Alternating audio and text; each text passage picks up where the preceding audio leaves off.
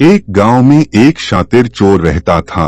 पूरा गांव उस चोर के बारे में जानता था, लेकिन इसके बावजूद भी कोई उसे पकड़ नहीं पाया। उस शातिर चोर ने अपना संपूर्ण जीवन चोरी करने में लगा दिया।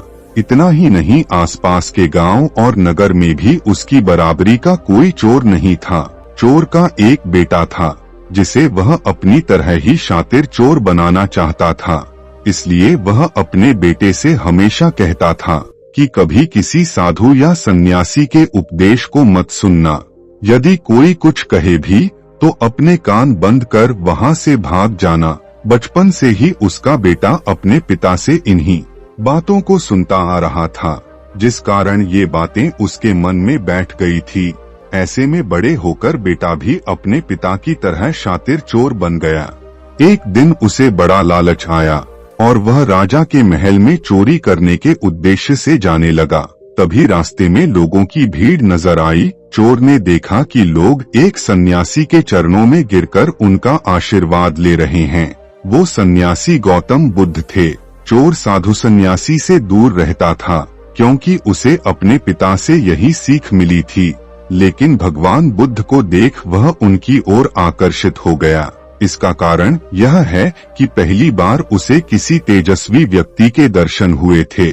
अचानक उसे पिता की बात याद आ जाती है कि साधु सन्यासियों से दूर रहना चाहिए। चोर असमंजस में रहता है कि वह सन्यासी के पास जाए या चोरी करने के लिए आगे बढ़ जाए। एकाएक उसके मन में यह प्रश्न आता है कि आखिर पिताजी क्यों साधु संतों से दूर रहने को कहते थे।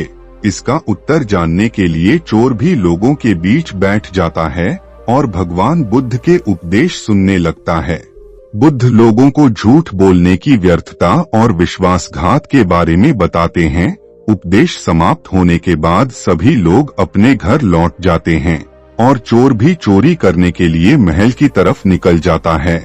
लेकिन पूरे रास्ते वह यही सोचता रहता है कि क्यों न एक बार उस सन्यासी के उपदेश में कही बातों को मान कर देखा जाए। इस तरह से वह चोरी करने के लिए महल की दीवार से कूदने के बजाय महल के द्वार से अंदर जाता है। उसे देख महल के द्वारपाल उसे रोकते हैं और भीतर जाने का कारण पूछते हैं। चोर कहता है, मैं चोर हूँ और महल में चोरी करने जा रहा हूँ। द्वारपाल उसकी बातें सुनकर हंसने लगते हैं और कहते हैं, जरूर यह महल का सेवक या नौकर होगा और हमसे मजाक कर रहा है।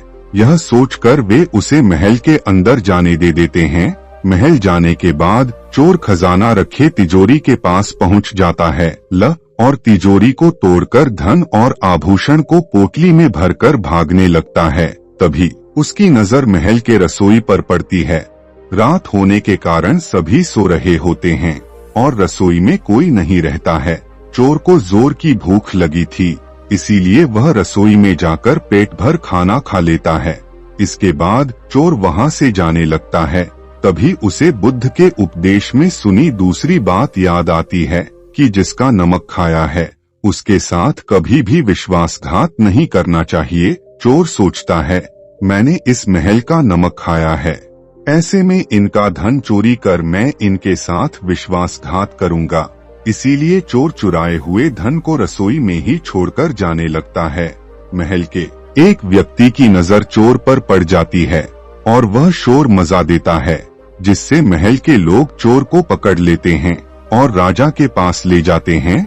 राजा चोर से पूछता है कि जब तुमने चोरी कर ली थी तो फिर इसे छोड़कर क्यों जा रहे थे। चोर कहता है, एक सन्यासी के उपदेश के कारण। चोर की बात से राजा प्रभावित होते हैं और उससे कहते हैं, अगर तुमने ऐसे उपदेश बचपन से ही सुने होते तो तुम कभी चोर बनते ही नहीं। इतना कहकर राजा ने उसे कोई सजा नहीं दिया और उसे छोड़ दिया।